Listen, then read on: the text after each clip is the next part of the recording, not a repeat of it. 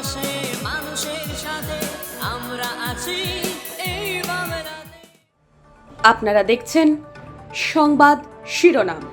দেখলেন তো অনেক কিছু, এবার দেখুন নতুন কিছু। প্রকাশ্য দিবালোকে মালদা গাজল সমবায়িক ব্যাংকের ডাকাতি, বাধা দিতে গিয়ে গুলিবিদ্ধ ব্যাংকের ক্যাশিয়ার। ঘটনাস্থলে গাজল থানার পুলিশ এসে উপস্থিত হয়। দিনে দুপুরে সমবায় সমিতিতে ব্যাংকে ডাকাতি। মালদার গাজলে দিনে দুপুরে দুঃসাহসিক ডাকাতি। ব্যাংকের এক কর্মীকে গুলি করা হয়। কয়েক লক্ষ টাকা লুটপাট করে বোমা ফাটিয়ে চম্পট দেয় দুষ্কৃতীরা। বুধবার বেলা 2টো নাগাদ ঘটনাটি ঘটেছে গাজলের কৃষ্ণপুর সমবায় কৃষি উন্নয়ন সমিতির ব্যাংকে। ঘটনার খবর পেয়ে তদন্ত শুরু করেছে পুলিশ।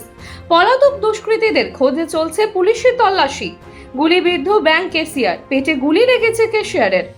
আহতকে গাজল স্টেট জেনারেল হাসপাতালে নিয়ে আসলে তড়িঘড়ি রেফার করা হয় মালদা মেডিকেল কলেজ হাসপাতালে। ব্যাংক কর্মীর সূত্রে জানা গিয়েছে 7 থেকে 8 জন দুষ্কৃতী আগ্নেয়াস্ত্র হাতে নিয়ে ব্যাংকের সামনে বোলেরো গাড়ি দাঁড় করিয়ে মুখে মাস্ক লাগানো অবস্থায় হাতে পিস্তল নিয়ে ব্যাংকের মধ্যে ঢুকে পড়ে। প্রায় 7 থেকে 8 লক্ষ টাকা নিয়ে চম্পট দিয়েছে দুষ্কৃতীরা। দুষ্কৃতীর পিছু নিয়েছিলেন পুলিশ।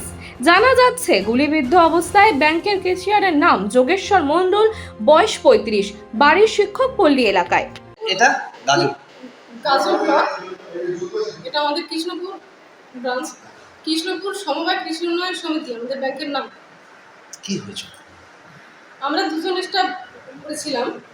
হঠাৎ করে 7জন ছেলে হঠাৎ করে রিভলভার হাতে, মুখে মাস্ক বাঁধা, চোখে চশমা, কালো চশমা, হাতে গ্লাভস পরা, সবাই উপরে উঠে এসে বলছে ক্যাশ নিকাল, ক্যাশ নিকাল, এরকম বলছে।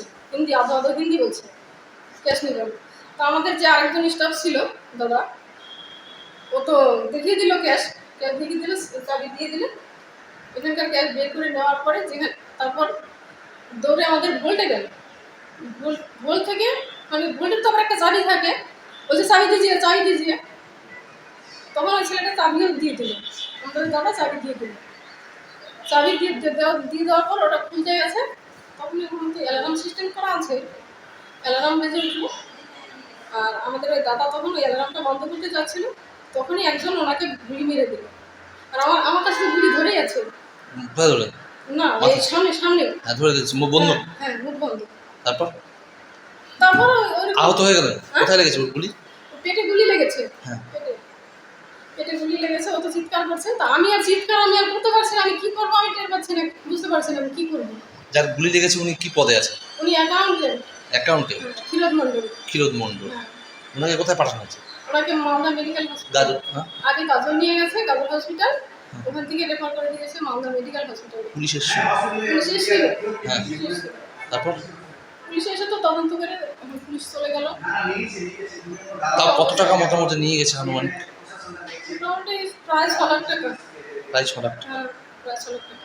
কি মনে হচ্ছে গতকালকে আরো টাকা বেশি ছিল? বা গতকালকে তো আমাদের টাকা বেশি ছিল, ক্যাশগুলো আমাদের ট্রান্সফার করে দেওয়া হয়েছে আমাদের হেড অফিসে। আচ্ছা, কেমন উত্তেজনা কেমন বাইরে? বাইরের উত্তেজনা এখন কেমন, প্রচুর ভিড়। প্রচুর ভিড় ছিল, প্রচুর ভিড়, অনেক লোক ছিল। কিন্তু এই যে টাকাগুলো জমা কারা দিত? সাধারণ পাবলিক স্যার। পাবলিকের টাকা? হ্যাঁ, পাবলিক। কি নাম আপনার? আমার নাম অনিতা সরকার। কি পদে আছেন? আমি হচ্ছে এসএসজি সুপারভাইজার। এসএসজির সুপারভাইজার। সম্পর্ক পশ্চিমবঙ্গে দেখাশোনা করি। আচ্ছা, ঠিক এসএসজি আছে। সুপারভাইজার করি। মানুষের পাশে মানুষের সাথে আমরা আছি এই বাংলাতে। আপনারা দেখছেন সংবাদ শিরোনাম। দেখলেন তো অনেক কিছু, এবার দেখুন নতুন কিছু।